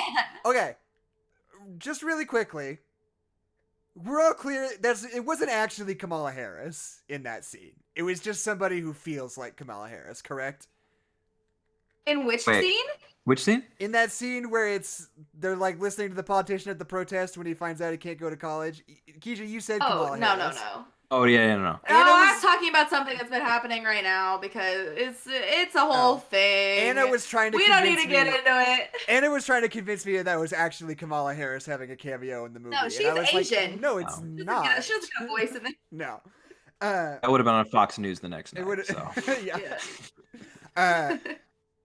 But yeah, I mean, and I mean, like I said, because this is, a lot of what we're talking about when we talk about this movie is like in relationship to the source material and like how it is as an adaptation and like all these things. But like In the Heights, like not in more than even like a popular Broadway musical, In the Heights is a small potato in terms of like the cultural zeitgeist compared to something like Hamilton even. Mm-hmm. And like 99% of people going to see this movie are not going to have any idea like how this all shook out in the original musical. It's just going to stand on its own in the eyes of the American public, I can only assume, So it's interesting. I think that like a lot of what makes this so great is just like the music in it. And it is like so, it's weird how confident it feels, because I feel like it might play as sort of like derivative of the like hip hop musical fad if you're like coming to it fresh, but I think it even still comes across as fresh. Well, exactly. Yeah. I mean, that's the thing. It's like, this is like it. This is like the one. Yeah. And the prototypical hip opera. Yeah. And I wonder how it comes across, like, to an audience who's so acclimated to the hip hop musical now. Like, does this feel special? Does this feel like something that stands on its own, or does it feel like another one of these? Like and that's not something I like have an answer to, or I could even like speculate about. I don't think. I just wonder. Like, I wonder how it feels to somebody who doesn't have any context at all for this kind of thing. I think that's a good question, because I guess I was listening to a review today where somebody was kind of saying like initially like their impression of the movie from the trailers was that like, oh, this is Lin-Manuel Miranda project, has that Hamilton shtick, and I'm like, what shtick are you talking about? Like, those are two different stories, right, unless you're just talking about the style of music. But like, yeah, I think that's interesting, because like for me, like being introduced to it, like pre In the Heights for me, just personally, like coming up, like learning about plays and musicals, like there was a particular, I don't know, like genre type of music you were used to hearing, whether it's like, of the opera or just like other like more kind of classical musicals. Then you kind of have, I don't necessarily think that In the Heights is responsible for like kind of the ushering in of like pop and hip hop, which I think now is really, really prolific stylistically on Broadway. But because I think that probably more so started with maybe something more of like a Rent or something like that. But right. I think it kind of builds on that in terms of like bringing like, yeah, like the soundscape and bringing like the full on kind of music and energy of that, and just having like just plain setting, like setting it in a community with real people, right? Kind of, and just using the authenticity of that, I think was powerful to me, like when I saw that. Because I mean, yeah, there's been a kind of great conversation happening with the press tour, and a lot of people kind of saying, I know even Lin-Manuel Miranda has kind of been talking about the fact that like these movies are so important because box office is an important thing, and when you don't give actors, Latino actors, other POC actors like at bats, you aren't able to create people that test internationally well, Right. Because that can be just a big detriment in making movies like that, for sure. So I think that just all of that, just on a interesting, like just kind of art level, right, of kind of more things like that being made, I think that's so important. And then just artistically, like I don't know, I think that because I think in general, like just not just hip hop musicals, but hip hop as a music genre has pervaded pop culture so much that even just like the familiarity, I think will actually really help kind of the charm of this movie and movies like this to come. I would hope, but yeah, that's what I kind of think. Yeah, you can tell that like there is preciousness in these songs and like in these characters, and like a beloved view of New York City, like beyond a touristy view, and a beloved understanding of like what it means to be an immigrant in America. Like all of these, every element of this movie, like you can feel that like on every scope, it feels precious to the people who are making it.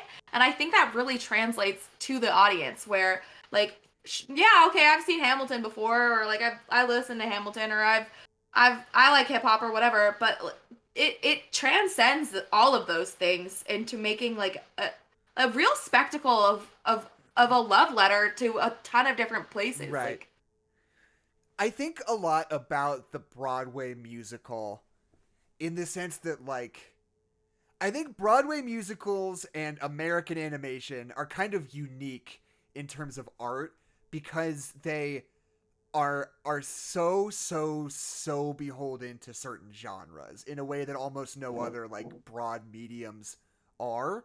And I think anime and Japanese animation can be this way to a slightly lesser extent too, but like American animation and Broadway musicals particularly, like, not unilaterally, but for the most part, like, are one thing. Like, American animated movies are children's movies that are like fantastical, whimsical adventures. Like, pretty much like 99% of the time, it has become a genre as much as it is a medium, right? And I think that like American Broadway musicals are, you know, romantic dramas about women who are dogged in their goals but then fall in love anyway. You know, and it's like these like very very particular things that these things are sort of pigeonholed into, and I think it's a lot of the reason why those two mediums in particular have a really hard time getting traction in like mainstream culture a lot of the time.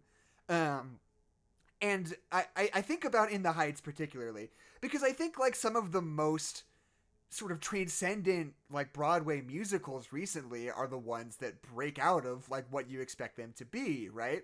Like Hamilton is the obvious example, but I think about like Into the Woods, I think about like Lion King, you know, like these things that are Rent. like Rent is a good one.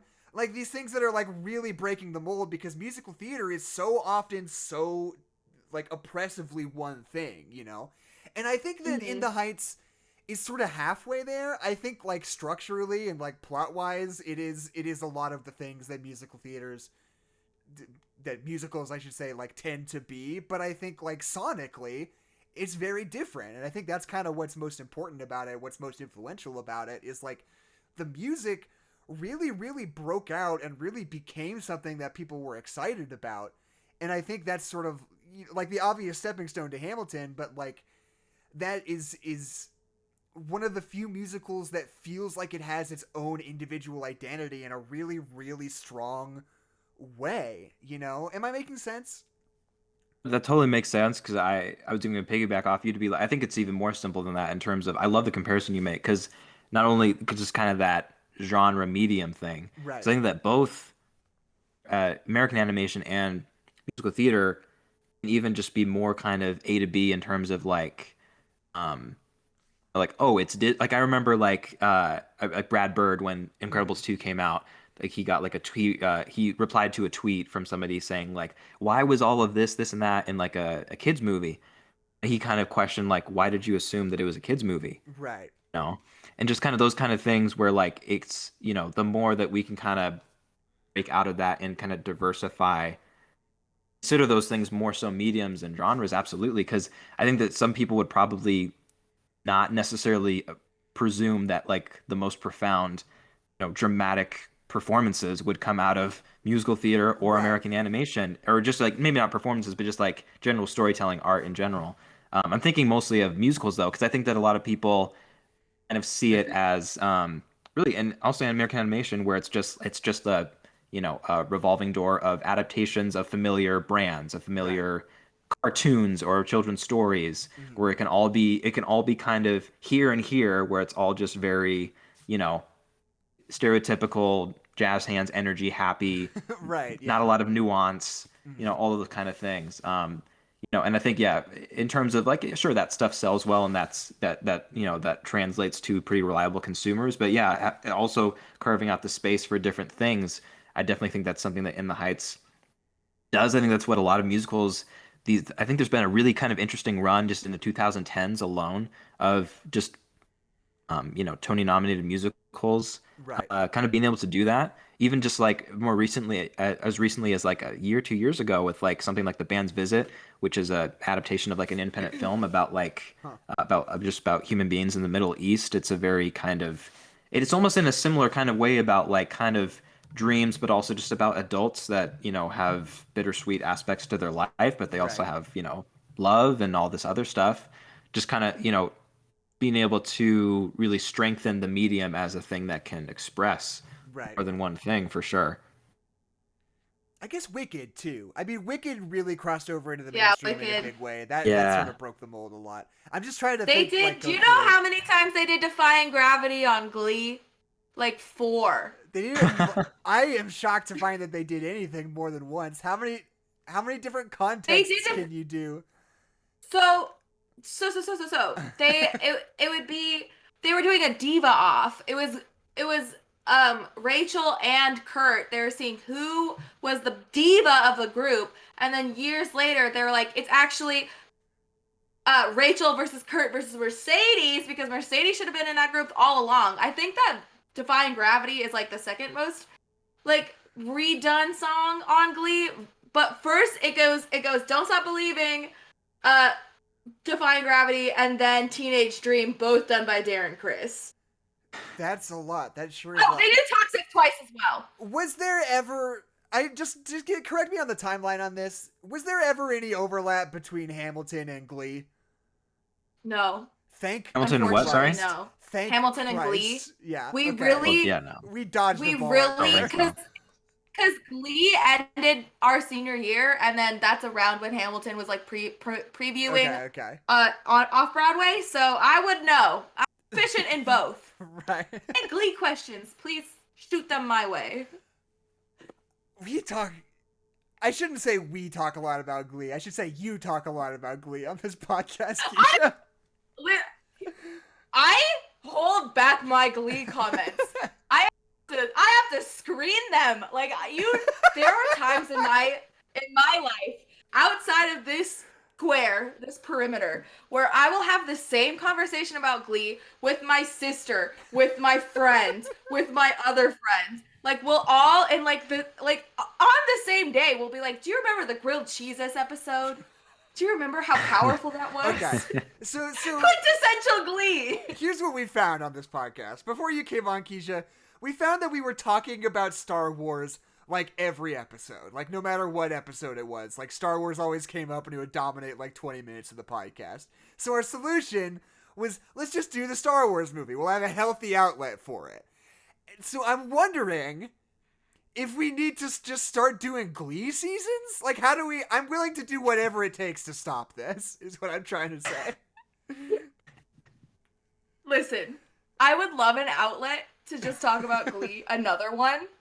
But the thing is that to quote The Exorcist, I'm sorry, but it won't stop. If you let me talk about Glee, it's just gonna snowball into a Glee podcast. Jesus Christ. Maybe that's what we do on I have a Patreon. lot to say about Glee. Maybe our I don't want to Patreon open a is can just of all worms, Glee all the but time. I don't want to open a can of worms. Are either of you watching, I guess, what's kind of an adjacent show, High School Musical, the series? Yeah, I could. Disney Plus. Rodrigo. Not bad. Yeah. Not bad. So wait. I'm enjoying it. Can you guys explain something to me? Season Yes. 1, they're doing High School Musical. That's the bit, right? Season 2, Right. what are they doing now? So season 2, Well, Olivia Rodrigo. Oh, she moved to Denver. oh. This Is she like drama. Okay, They're here's what I doing wanna Beauty know. and the Beast. Okay, is Olivia Rodrigo like in one episode, or is she just fucking gone? No. She's in it. She's for sure, in yeah. it. It's Oh, just okay. like that's attention. It's attention Oh, to okay. deal I with. thought She you still got were coverage. explaining that she got too big and she fucking left the show, like just left him in the dust. No, That's what I she's was like, expecting. oh, whatever his name is, Johnny. I can't remember their names. But she was like, oh, I'm moving to Denver. We can't be together anymore. And then they're like, oh, I'm so sad. I've only seen the first couple of episodes of season 2, Okay. so. So But No, what's yeah, it's a they're still continuation. together. They're still They're together, doing, like, but long it's distance. it's drama. Because the drama is that in real life, they broke up. But they have to be together in the show. Oh my gosh. You guys, we can talk about this if you want. Okay. but- What I'm trying to get at is how can they justify calling it High School Musical, the series, if they're not doing High School Musical anymore? They're doing a High School Musical. It's the whole point is that they did Okay. High School Musical in the actual school East High. Like that's the back door. But now they're just High School Musical. It's a musical, the series. They should just call it High School He sings Musical. Bet on It. He sings Bet on It. That's from High School Musical too. They're still singing High School Musical songs. So wait, just okay.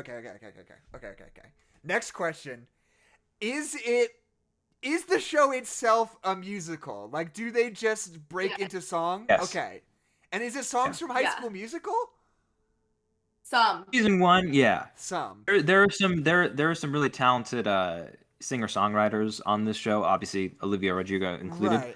Right. And so they'll kind of have their own like character songs. Some of it though is kind of grounded. Like a lot of it is like singing in rehearsal, or a lot of it is, I should say. There are some kind of that verge into musical fantasy sort of. Okay. But yeah, a lot of it is like singing in rehearsal, or somebody singing to somebody else, or singing back the song they just wrote and stuff like that. Because I was gonna ask, like, how do they reckon with the songs just being genuine expressions of their own emotion in the canon as they just sing, versus then they have to actually literally sing the song on the stage later? How does that mesh? I mean, Glee is that some of the songs are diegetic and some of them aren't, But they're not and you the have to same decipher song. which ones are which. But they don't do the same song both Sometimes. ways. Really? Sometimes, yes. That's fucked up. You shouldn't be allowed to do Stop that. it. Let's talk about Glee. Let's watch Glee Okay. on the Glee cast. We'll do a brainstorming session. There's got to be some way for us to do this. It won't be. Listen, I'm just telling you, it's not gonna quell it. It's only gonna fuel my fire. Do we have anything else to say? How are we feeling about In the Heights? Do we have any closing thoughts? Yeah. Can I give my miscellaneous? Yeah, go for it. My miscellaneous goes Anthony Ramos, just phenomenal performance. Right. He sounded great and he acted it great, and like the difference between his like older self, spoilers I guess, telling this, not really, like you can tell he's older, like his storytelling self. I thought they kind of looked exactly precisely the same, but more facial No, hair, but like basically. it's obviously like he's telling a story from his past, okay. I I agree think to that disagree, I I think guess. that I'm he sorry. did- I don't want to shut you down, but Okay. I thought he looked and Well, sounded identical, and I never would have been able to tell the I difference. don't think they're trying to age him up or anything. Right. I just think that he like performs both like the storytelling, I'm telling you a story to my kids part. Right. He does that well, and also just like the rest of the movie, I think he does a really great job. I'm a big fan of him and Right. his fiance. They're all great. And then also Valentina was in this from RuPaul's Drag Race season 9 and All Stars Okay. 4. Oh, in the salon, in that number, in No Me Diga? Yes. Well, that's why you reacted like that. Yeah, I freaked I out. didn't know. I freaked out. I That's was why like, you behaved that way. in the movie theater. Yeah. It was Valentina. I love Valentina. I don't- Valentina is a star. She was also in she was Angel in Rent Live. So Cool. I was just very excited to see her. Patrick Page, Lin-Manuel Miranda's parents, they were all there. That was exciting and fun, and it made me cry. Yeah. Cameos. Also the Hamilton hold music cameo. Yes, the Hamilton In hold the music. scene with Jimmy Smits. That was fun. Oh, that was one He's of on those the ones. he's on the phone, and it's King George's Right. song. Anna reacted very strongly to that. I didn't get it. Now I know. E- We're all Elon loving and I it. were both like, Yeah. ha ha ha ha. Good Yeah. one. Good one. Very good. I see what you did there. She did lean over to me Also, and tell me that the guy set in the pieces ice cream are store was exciting. the guy who played George Washington. So that Yes. was like the bit. And he was the original Benny. So on Broadway, Oh, Lynn okay. obviously played Usnavi, and then the guy, Mr. Softy guy, he played the original Benny on Broadway. If you watch Old dude. Lin-Manuel Miranda's his drunk history, he's like on the phone with Benny / oh my gosh, what's his name? You just said his name. What's his name in real life? Chris Jackson? Chris Jackson. He's on Oh, the really? phone with him, and he's like, hey, I love you so much. Like, whenever I have a job, you have a job. So which is true though. Like Right. Hamilton, Moana. Like he does the singing voice of the dad in Moana. The coconut Yeah. song, Jackson, Yeah, you 'cause love. you have to My consider the favorite coconut. song, unironically, is my favorite song. You have to Because consider it's the Chris coconut. Jackson. You have to consider its You leaves. consider its tree. It's tree. What's the lyric? It's both. Consider It's it's- both. Oh, okay, they do it You twice. consider Okay. its tree and its leaves. Okay. You consider all wait, of no, the Yeah. coconut. the trunks and the leaves. Is that something? I need to look. I should. No, yes. I should it know is. the lyrics You're of this on song. the I say right that track. so often. But they're BFFs. Lin-Manuel Miranda I was concerned about because I thought like his voice isn't the strongest, and usually like the Paragua guy is like belting and all of these riffs and da da da da da. But he sounded great. It was so good. It was a fun little bit part for him. And all of the set pieces were really fun, and I'm glad that it wasn't just like here's our corner. Right. It's just yeah. the corner, because that's something that you can't do in the musical. Right. Where like it's not like you can have a pool in a Right. musical, but to like have like we're gonna celebrate the park here, and we're gonna celebrate the pool, and we're gonna celebrate the corner store, and we're gonna celebrate the street, and blah blah blah. Like I thought that was all really wonderful. So I my think. final thought is Oh, okay. Go ahead. oh wait, yeah, you go. I was just gonna say my final thought is I think it was a really great adaptation. I think it exists as a musical very well. I think it exists as a movie very well. And I'm literally going to watch it again tomorrow in theaters. So Okay, cool. I'm sold. Yeah, no, I love how practical this movie is. Like, and obviously it was never really gonna be like a big goopy like Marvel movie or whatever, but like it's just the sort of thing, it's like they're like filming on location. Like these aren't just like sets in a parking lot in Atlanta, you know? And like it's just like that like X factor of like blockbuster movies that feels so missing so often. I like literally as I was like killing time in between when I finished the movie and I sat down for the show, I watched the like behind the scenes special for Falcon and Winter Soldier, and the section where they like talk about like the VFX work they do in that show is so it's such a weird feeling to watch, because on the one hand you're like, I never would have even realized that was a special effects shot. I couldn't have ever known.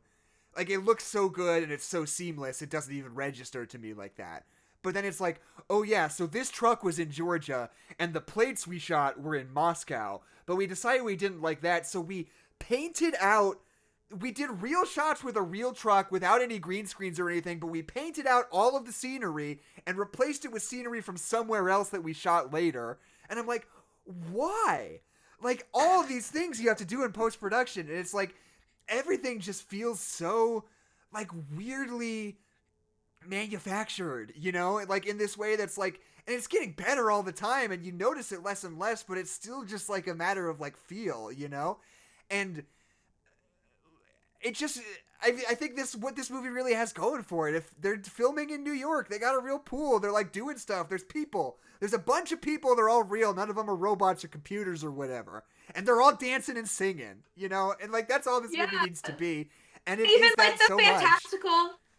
like Nina like sees her younger self and like is Right. chasing after her. Like that's all like it's still a real human girl. Right. That just like looks like her a little bit. And it's just such a cool storytelling element that's way different than the other songs that she's not a part of. It was so fun to see like the inventiveness of like how do we make a musical in a movie. This movie is so inventive, and I really like every song feels individual and unique. How do we make a musical in a show? The age-old question. Mm-hmm. And not just do the musical on screen. Cause like you can do that, that's fine. But like it's so cool that they did this. It's so awesome. Cause I would have been perfectly happy if they had just performed the songs the way that they did in the musical on stage. But I'm thrilled. I'm over the moon that like they have all of this like animated stuff with 96,000, and they have that's like super fun. Just oh god, it's so cool. Ilan, do you have any final words? Yeah, I just think it was, again, I love the fact that this movie is being so well embraced, just in terms of like, you know, certainly kind of critically, and it seems kind of from a community sense, a lot of really good positive reactions just from folks going to movie theaters thus far. I think that's great for the genre, I'll say, particularly because I had to think that, yeah, just in a year where we're getting a lot of other great, you know, musical content coming later, it's just going to be I think we'll look back on this year. World. um, Cats is it's fine for what it is, but just this year, I think we'll look back and kind of and see just a great run of like really incredible, Yeah. incredibly realized movie musicals, and I think this will definitely be up there with them. I love the fact that people are embracing the positivity of it. I do think, as we were kind of saying earlier, it doubles down on more of the kind of scope of doubling down on the positive, the explosiveness of that positivity, Right. but it also doesn't shy away from the nuance of other things, maybe not some of the other kind of subplots we talked about earlier, but it just certainly gets to the nuance, hence the balance of Vanessa and Nina's kind of more bittersweet arc. Not to say that everybody doesn't have a bittersweet arc, Right. but a lot of them kind of have the balance of having, more It's kind lyrical. of bombastic, yeah, musical moments. So I think that this movie is so unapologetically like big and bright and beautiful, but also doesn't shy away from getting into some of the nuance. I think that the work from the original book writer, obviously Chiara Alegria Hudes, just did amazing work on updating the screenplay for, like kind of Keisha was saying, translating this story kind of now from I think you said what a post-Bush administration era and Late everything. Bush I think, administration. Yeah. yeah. I think, yeah, and it's because obviously that was on Broadway like 10 years ago, more than 10 years ago. So I just think the work on that was really great. The music's great. For me, I don't think that there's a weak performance in this movie. I think everybody from Anthony Ramos to Gregory Diaz. I think Corey Hawkins I think he's probably for me the most, like maybe up there with Jimmy Smits, most recognizable actor. Which one Probably is for a he? lot of people. Corey Hawkins who plays He's Benny. Benny. Oh, okay, okay. He Yeah. was Malcolm in The Walking Dead. Okay, I believe you. Yeah, he's in And this then great he movie. left. He Plays died, Dr. maybe. Dre. We're He like, plays Dr. oh, Dre he in also Dr. Straight Dre. Outta Compton, which Oh, is a great right. movie. Also that. Yeah. Yeah, yeah. He's a great performer. He's also been on stage as well. I just think he was so well cast for that part as well. But yeah, and even just kind of some of the newer actors, like both Vanessa and Nina, Leslie Grace and Melissa Barrera, respectively. Some of their kind of I know Leslie Grace is actually a musical artist, Grammy-winning kind of Latina music artist, and so this is her first like kind of acting role, and Melissa Barrera kind of first like major feature role as well. So I think just kind of from the new to the veteran in terms of Jimmy Smits, Olga Merediz, all those Yeah. really Who great actors. I reprised just her think that everyone role? was great. What was that? She reprised her role. She was Yeah, the original Bella Claudia, which is, yeah. Oh, She was and Tony you can nominated. tell. That role, yeah, and then she was great in this movie. I just love the fact that they were not afraid to really just express the beauty and the nuance of just a neighborhood. I think, like where we're saying this, the one of the strongest things this movie has going for it is not only the great music that already comes with it, but just the strong sense of setting and how much that right. adds to the substance of the songwriting. I think interestingly enough, I'll kind of bring in like Greatest Showman. Like I think that is a great example of a movie that has like amazing music, like the substance of the music and the songwriting. I think it's great. But I just think the movie overall in other areas than that is kind of a little too uneven to be as fully realized as I think In the Heights is Right. as a movie musical. So I love that. Um, just beautiful movie, beautiful story. I hope people go see it. As John Chu kind of tweeted, buying tickets to go see it. Box office is a vote for more Right. movies like this to be made down the line. So certainly, if you have HBO Max, if you want it, if you're feeling safe to go to movie theater and see it, certainly go see it because it'll definitely help if you love this and you want more like it. Certainly go see it in the theaters for sure. I really don't think this movie would be nearly as fun at home. Like just that first time. Like a theater experience for this is just so great. Oh, I have a take. I have a broad take about Broadway take. the art of filmmaking in general. I have a rule that I think directors should follow, and it's this: I think that every movie should take place either during a particularly hot summer or at Christmas time. All movies always makes them better. No reason to not do that, I think. Like A taking testing place in one particular process. season. So you mean, yeah, just Well, those staying in that particularly. season. And especially hot summer where everyone's like, oh, it's the hottest summer on record. I can't believe it's boiling up over here. Or Christmas time, getting ready for Christmas time. Climax happens on Christmas Day. What? Name a movie that wouldn't be better that way. I'll wait. Groundhog You Day. don't want to see any more movies where the seasons change, and you see that. Groundhog Day. It's literally about how a dreary February day and how living in. Okay, fine. I'll write a pardon for Groundhog Day. It took me 10 seconds to think of that example. I can think of 70 more. 70 more? That's a lot of movies. Weatherman, The Weatherman with Nicolas Cage. Oh, come on. The Weatherman would have been 100 times better if it was Christmas time, Kezia. Oh, shit. That was the point. He's bad at predicting the weather. It's not So? at Christmas. It's fun to have snow at Christmas. It's not fun to have cold weather any other time. It would have been better if it were set at Christmas time. Disagree. Okay. Do you want to do our plug? Are we Brother done? Bear 2 takes place during the spring equinox. Wait, let me just also say, Jackson, did you stay for the post credit? I did not. I was not aware of the post credit. I did not. Everybody, I'm not going to reveal it because I just went back on HBO Max today to watch it, and it was great. So if you go to the theater or you watch it on HBO Max, whatever, just wait for the post credit scene, like very, very end. Okay, noted. Yeah. Stayed, Ilan. So. We were already way later than we should have been because of the fire. Yeah. The fire, not the fireworks, but the fire in the mall. Kezia, why don't you Yes. let us know about where the good people can follow us and what they can do? I will. Hello, good people. Thank you for listening to my tirade on musical theater. I don't get to express this side of myself very often anymore in the real world, so I appreciate it. If you enjoyed our conversation, you can follow us, you can join our Discord. Yes. I believe that there's a link available for you. Yes, We talk about lots Twitch, of things. On Twitch, in our bio is a link to the Discord server. In our bio, there's a link to our Discord server. There we talk about cool stuff like movies and other podcasts and TV shows and Glee, maybe. If anyone wants to talk about Glee, I'll talk about it. Do you want me to start a Glee channel for you? No, it would be me alone. It would be so sad. But you can share your stuff that you've been making. We can talk about fruit. You can send us a meme. It's a good space. I like that. I say it every week, but it's a good Discord server that I very much enjoy being a part of. Yeah, so join our Discord. You can follow us on Twitter. You can follow Jackson at No Nerds Pod. You can follow Adeline, who is a no-show today, at Holla Backhorse. You can follow us. Wait, did I say No Nerds Pod? You said No Nerds Pod for me. It's Jeff. You can follow Jackson and Jeff. Guys, I drank this whole thing. I don't know what's happening. We got it all. You can you can see it. I almost got through the whole thing.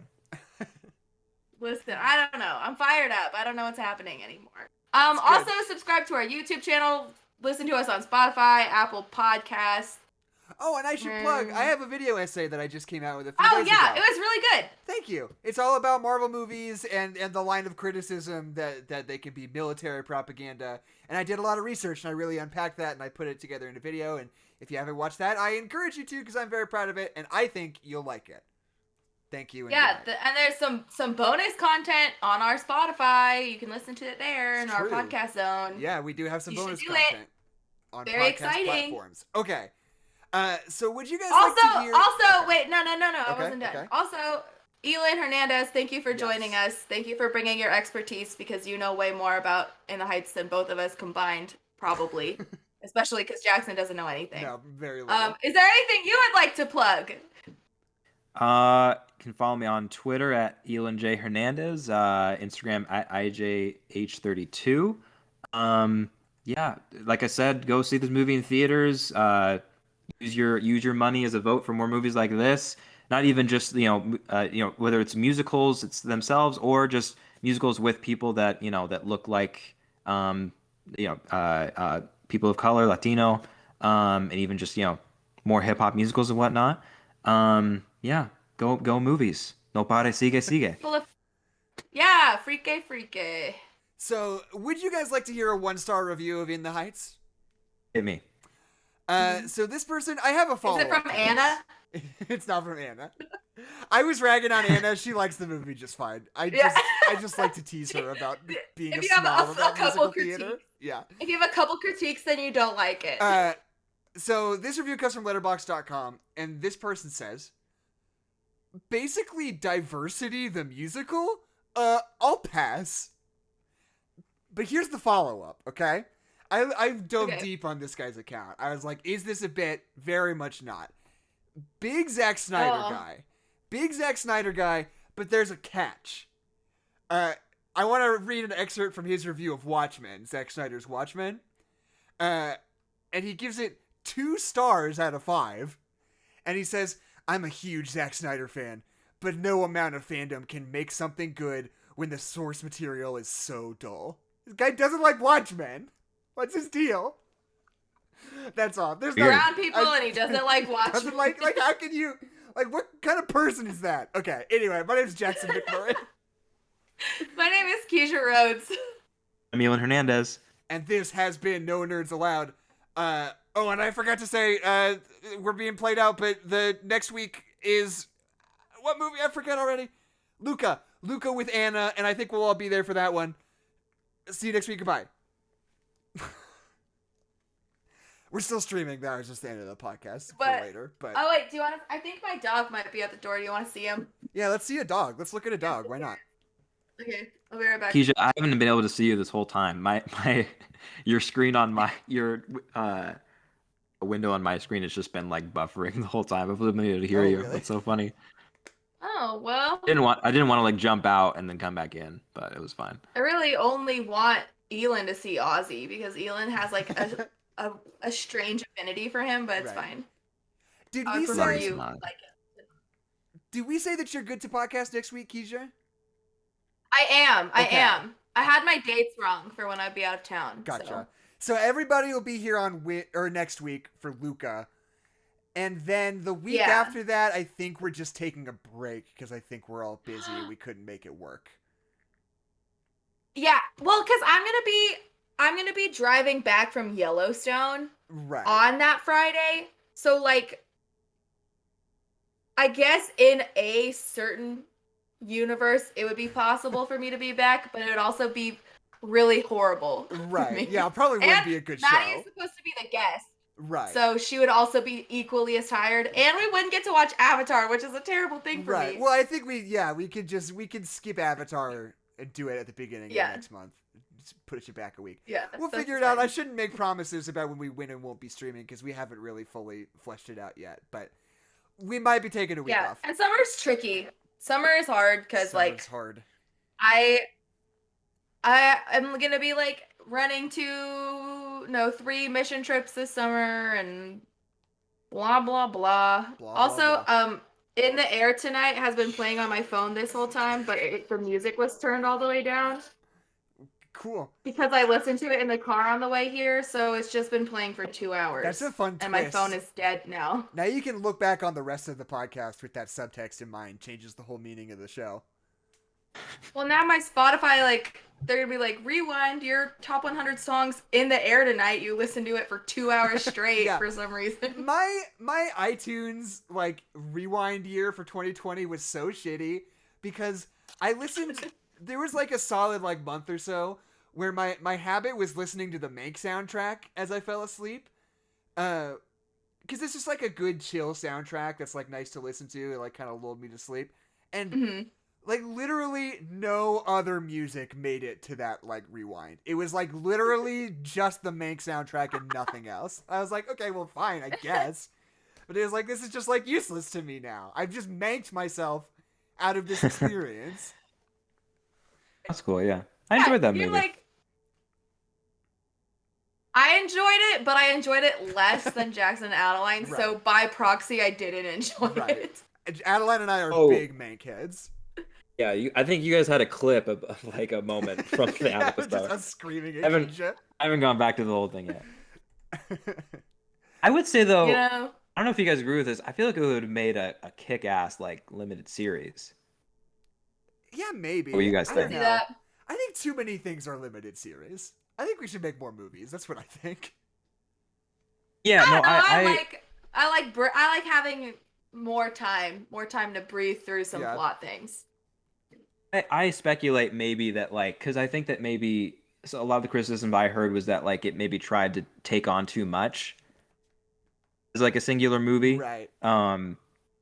No, I don't. That wasn't really a huge issue for me, although I see what they're talking about. I do think though that like just because I liked the world so much, like I could have stood to like watch like Right, yeah. 5 to 6 hours of that for sure, in which they kind of expand more on that.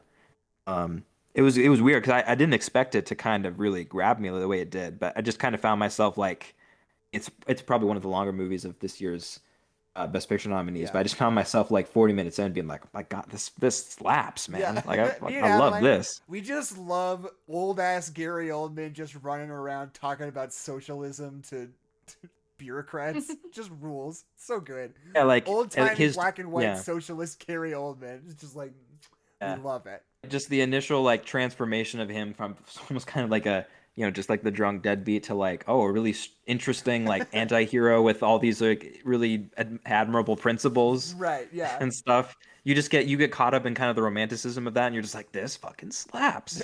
Thank Fair. you everybody. Fair. Thank you everybody in the audience for sticking around. I don't know who all is still here. We got 4 viewers right now. But yeah, I'm gonna probably be streaming Grand Theft Auto again tomorrow night if you're interested in that. And probably one other time after that before I stop. But yeah, I think I'm pretty much ready to call it a night. You guys good? My chest. Oh, Cassiopeia. That was the other thing. That's just a good consolation. Good to reference Cassiopeia. What? You cut out for a minute. Cassiopeia. I'm very lost. Why are you talking about Cassiopeia? Cassiopeia. Cassiopeia is a lyric in this musical. Oh, okay. And I just think that more people should be talking about Cassiopeia. That's all. Okay, sounds great. All right, we'll leave you with that, audience at home. That was my last thing. Then everything else is off my chest. That's all. I'll see you guys later.